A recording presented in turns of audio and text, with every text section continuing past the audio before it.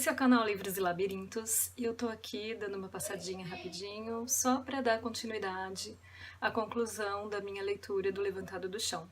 Espero que vocês gostem, finalmente vai ser a conclusão do vídeo e logo mais eu volto aqui para falar para vocês sobre as próximas leituras, como é que vai ser. Um vídeo para vocês e até a próxima, em breve eu passo por aqui novamente. Eu fiquei um tempo, né, falando sobre João Mau Tempo, mas ele teve um filho, duas filhas, e o nome do filho dele é Antônio Mau Tempo, é o mais velho. Pra mim é uma personagem muito significativa, sabe? Porque quando eu comecei a ler sobre essa personagem, a história não vai ficar em torno dela muito tempo, não é uma personagem que vai ter muita expressão do ponto de vista de ação aqui. Mas quando eu comecei a ver o que ele é, o que ele faz, eu liguei muito as coisas à família do José Saramago, né? Porque o José Saramago, ele era filho de camponeses, de lavradores que não tinham terra, né? E o avô era guardador de porcos, né? Isso eu vinha saber depois, mas quando eu li o Levantado do Chão, eu ficava... O Antônio Mau Tempo ou tem a ver com o próprio Saramago, ou tem a ver com alguém muito próximo dele. E eu tinha lido sobre o avô do Saramago já. Quando ele vai lá receber o Prêmio Nobel de Literatura, é maravilhoso assim, o discurso, porque ele começa falando que o homem mais sábio do mundo não sabia ler nem escrever. E o nome dele era Jerônimo. É o avô do Saramago. Então ele diz assim, que o avô era analfabeto, mas com o dedo ele fazia o universo se mover, porque ele era um grande contador de histórias mesmo, e ele amava, né, ele adorava ouvir as histórias do avô. E aí o Antônio Mau Tempo aqui, ele é apresentado, sim, como um personagem de pouco falar, mas ele era um grande contador de histórias. Herdar o gosto vagabundo do avô Domingos Mau Tempo, com a grande e louvável diferença de ser de humor alegre, porém não da maneira costumada, que é de carinha na água e riso solto. Tem, por enquanto, os gostos e as contrariedades comuns da sua idade. Tomou para si a antiquíssima e nunca resolvida questão que separa os rapazes e os pardais, e sobretudo manifesta um dizer independente e certos rompantes que precisamente farão dele um tanto de maltese insofrido.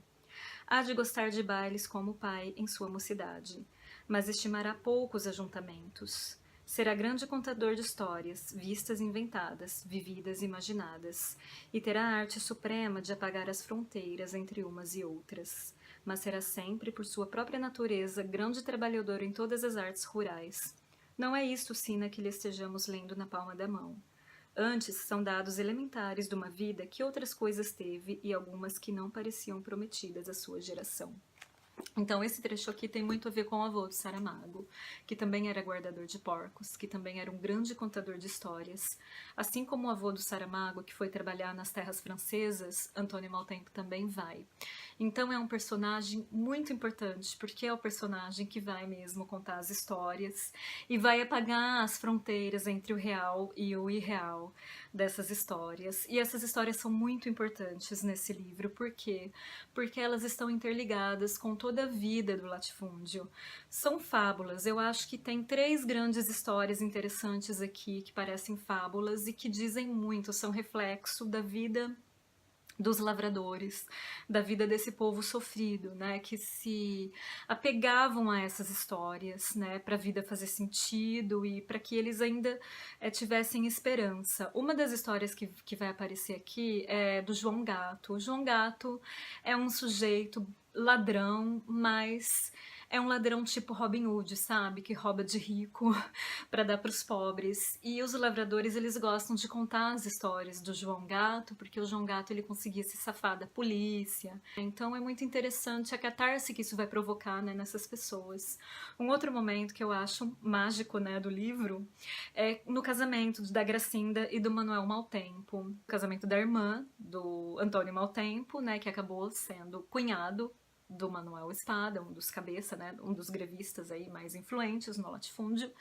E aí, nessa festa de casamento, o Antônio Maltempo está, né, e conversando com Sigismundo Canastro, eles começam a contar histórias, né?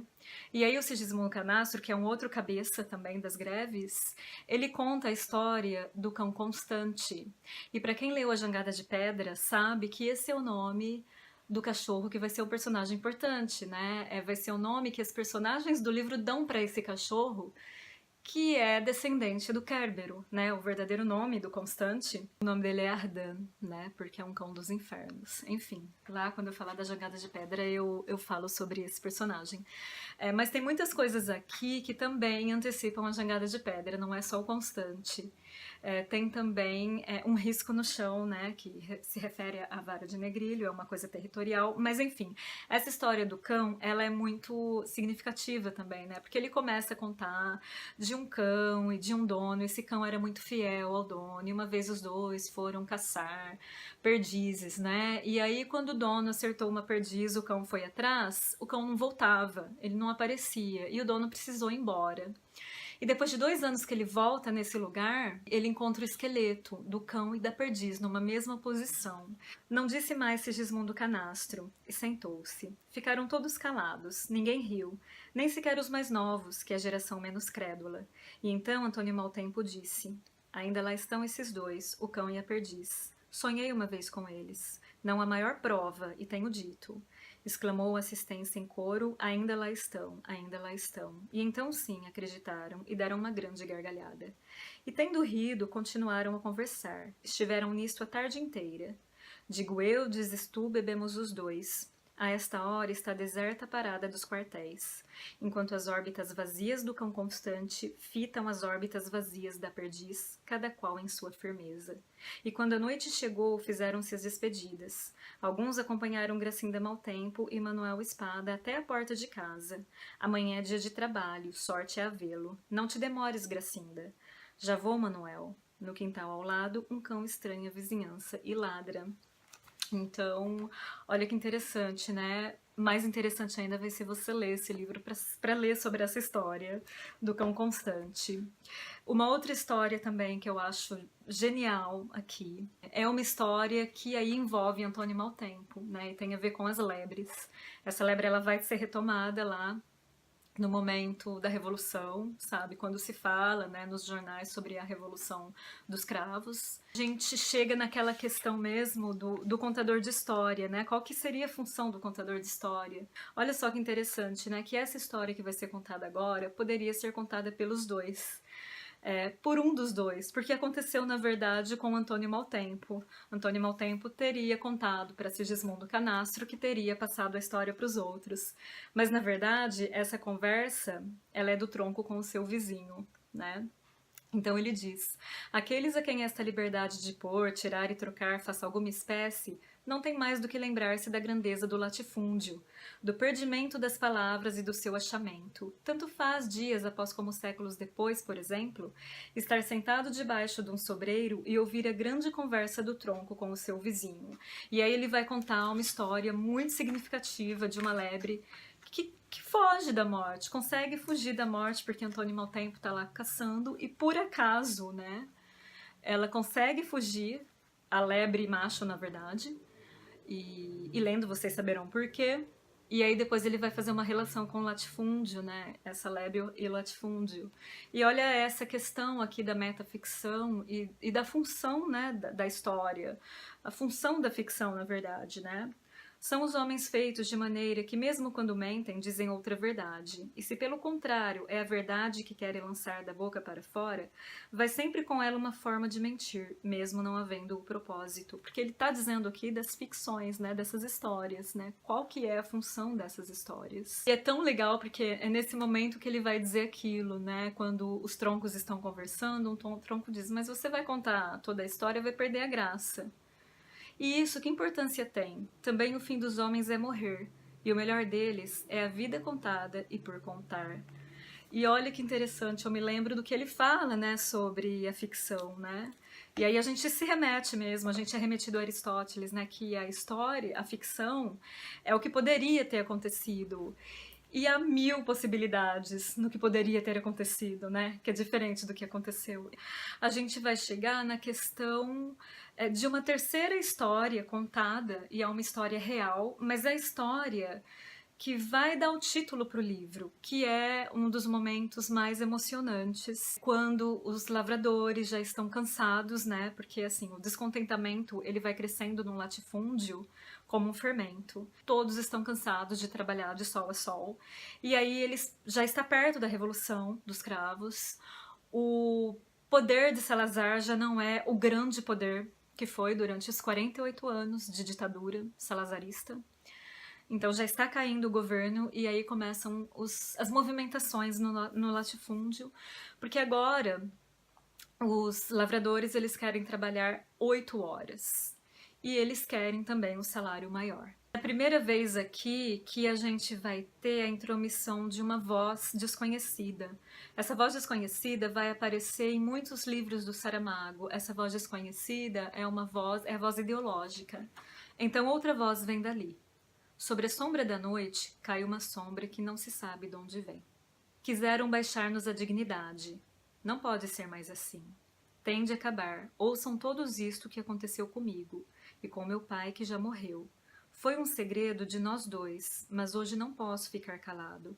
Se os camaradas não se convencerem com este caso, então não há mais nada a fazer. Estamos perdidos.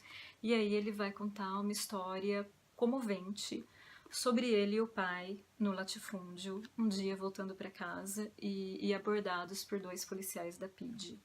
E é uma história que revolta e ao mesmo tempo emociona. Jurei que nunca haveria de contar a ninguém, mas hoje não podia ficar calado. Não é pelas 8 horas e pelos 40 escudos do salário.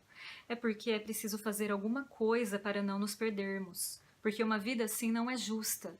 Lutarem 2 homens um com o outro, pai e filho, e que não fossem para divertimento da guarda. Não lhes basta terem armas e nós não. Não somos homens se desta vez não nos levantarmos do chão. Nem isto seja por mim, seja por meu pai que está morto e não torna a ter outra vida. Coitado do velho, lembrar-me eu de que lhe bati. E a guarda rir, pareciam bêbados. Se houvesse Deus, teria aparecido naquela hora. Quando esta voz se calou, levantaram-se os homens todos. Nem foi preciso dizer mais palavras, cada qual seguiu seu destino, firmes para o 1º de maio, para as 8 horas e para o salário de 40 escudos. E ainda hoje, passados tantos anos, não se sabe qual deles foi que brigou com o próprio pai. Quando as dores são muito grandes, os olhos é que não suportam vê-las. Então você tem ideia mais ou menos do que acontece aqui, né, nessa história entre pai e filho e os guardas. Ele vai chamar a atenção do leitor para as coisas que acontecem no mundo. E isso ele está retomando o que ele já falava nas crônicas, deste mundo e do outro. Eu também tenho um vídeo aqui sobre as crônicas e falo dessa preocupação do José Saramago de pedir para o leitor, né, dele chamar o leitor para observar as coisas que acontecem ao seu redor. Todas as coisas estão ligadas. E o homem, ele tem responsabilidade nesse mundo pelo simples fato de ser humano. Outra coisa que eu queria chamar a atenção é que chega mais para o final do livro, ele vai usar uma imagem muito interessante para o latifúndio. Já estamos na Revolução, no ano da Revolução, mas esse narrador, ele não tem tanta esperança assim nessa revolução. É aqui que ele vai fazer essa pergunta, né? Quem explica que revolução é essa? Porque no latifúndio as coisas continuam as mesmas. O patrão está sem capitais, o governo não autoriza que os bancos... Ninguém pode acreditar neste feitor. São séculos de mentira que não precisa de ser imaginativa. Mas o governo devia vir aqui explicar. Não vale a pena pôr nos jornais que a gente não os entende. As coisas, no momento que dão um pouco de esperança, no outro momento é para dizer, olha, as coisas continuam bem ruins no latifúndio. Ele faz uma comparação aqui, ele usa uma metáfora para falar do latifúndio que é impressionante, né? O latifúndio é um mar interior. Tem seus cardumes de peixe miúdo e comestível, suas barracudas e piranhas de má morte, seus animais pelágicos, leviatãs ou mantas gelatinosas, uma bicheza cega que arrasta a barriga no lodo e morre sobre ele, e também grandes anéis serpentinos de estrangulação. É mediterrâneo mar, mas tem marés e ressacas, correntes macias que levam tempo a dar a volta inteira, e às vezes rápidos surtos que sacodem a superfície. São rajadas de vento que vêm de fora ou desaguamentos de inesperados fluxos, enquanto na escura profundidade se enrolam lentamente as vagas, arrastando a turvidão da nutriente vasa. Há quanto tempo isto dura? É muito interessante quando ele termina esse livro, ele vai retomar aquela imagem do latifúndio. No mar interior do latifúndio não para a circulação das ondas. Manuel Espada foi um dia falar a Sigismundo Canastro, os dois procuraram Antônio Maltempo, os três, e etc, etc, etc. Ele simplesmente está repetindo aqui toda a estrutura do latifúndio que veio sendo narrada desde o começo. Caiu Salazar, tudo bem, acabou a ditadura, acabou a opressão, ou foi acabando devagar, mas muitos outros problemas vieram com a Revolução dos Cravos, né? Nós temos a libertação das colônias africanas, nós temos a volta dos portugueses que estavam lá, a gente chama eles de retornados, e quando eles voltaram, eles perceberam que Portugal ainda era um país rural e tinha vários problemas. Então, esse narrador está nesse contexto, né? E aí ele termina, né? No mar do latifúndio não para a circulação das ondas, né? Porque apesar de tudo, né, as ondas elas continuam se movendo, apesar de toda a dificuldade, de toda a estagnação que existe. Para terminar o livro, ele diz sobre um milhano que vai passando, que é um tipo de pássaro, né? Então o ponto de vista é de cima. Ele vai repetir de novo, né, as questões do latifúndio em uma página e meia, e aí ele vem para esse milhano, e aí ele dá o ponto de vista para esse pássaro, né? Vai o milhando passando e contando, um milheiro, sem falar nos invisíveis, que é se na cegueira dos homens vivos não darem a conta certa de quantos fizeram o feito. 1000 vivos e 100.000 mortos, ou 2 milhões de suspiros que se ergueram do chão. Qualquer número servirá, e todos serão pequenos se de longe somarmos. Pendurados dos taipais vão os mortos. Olham para dentro à procura de quem conheçam, dos mais chegados de corpo e coração. E se não encontram quem buscam, juntam-se os que vêm a pé, meu irmão, minha mãe, minha mulher e meu homem. Por isso é tão natural reconhecermos Sara da Conceição, mãe de João Maltempo, vó de Antônio Maltempo. E aí você vê que esse narrador agora ele está misturando as coisas. Por isso que eu falo que esse final é surreal mesmo. Eu estou falando da estética literária. Mas como que ele vai misturando, né, a história dos vivos e dos mortos, né? Põe João Maltempo seu braço de invisível fumo por cima do ombro de Faustina, que não ouve nada, nem sente, mas começa a cantar, hesitante, uma moda de baile antigo, é a sua parte no coro. Lembra-se do tempo em que dançava com seu marido João, falecido há 3 anos. Em descanso esteja. É este o errado voto de Faustina, como há dela saber? E olhando nós de mais longe, de mais alto, da altura do milhano, podemos ver Augusto Pintel, o que morreu com as mulas na noite do temporal. Então ele vai retomando algumas coisas que já foram ditas lá na frente. A gente tem acesso a esses fatos nessa história. E atrás dele, quase a agarrá-lo, sua mulher Cipriana, e também o guarda José Calmedo, vindo de outras terras e vestido à paisana, e outros de quem não sabemos os nomes, mas conhecemos as vidas. Vão todos, os vivos e os mortos, e à frente, dando os saltos e as corridas de sua condição, vai o cão constante, podia lá faltar neste dia levantado e principal? E olha só, né, ele terminar o livro com essa imagem das pessoas caminhando, tanto os vivos quanto os mortos, numa mesma busca, né? Numa mesma busca que não acabou, que não acaba, que nunca vai acabar. Né? Por isso que a gente diz que os romances do Saramago são cíclicos, né? São circulares, na verdade. É nesse livro aqui que a gente vai começar a perceber o estilo saramaguiano, a gente chama assim mesmo. É aquela forma de narrar que marcou a diferença na escrita do Saramago, porque é uma escrita muito peculiar mesmo, e colocou ele no panorama literário de Portugal, né? A princípio e agora, né? E eu quero terminar esse vídeo com uma coisa, que o Saramago fala e que tem a ver com ele, né, e com até as coisas que eu acredito também, né. Levantado do Chão fala de trabalhadores. Aprendamos um pouco, isso e o resto, o próprio orgulho também, com aqueles que do chão se levantaram e a eles não tornam, porque do chão só devemos querer o alimento e aceitar a sepultura, nunca a resignação.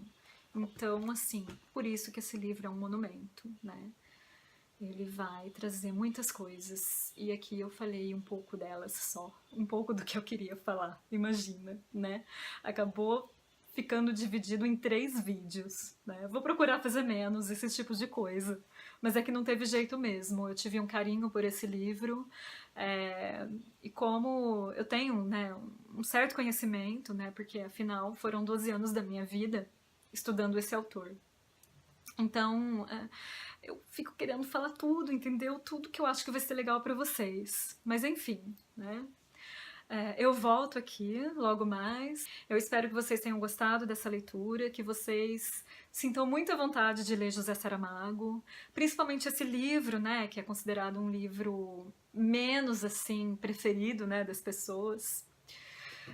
Mas é um livro formidável, né?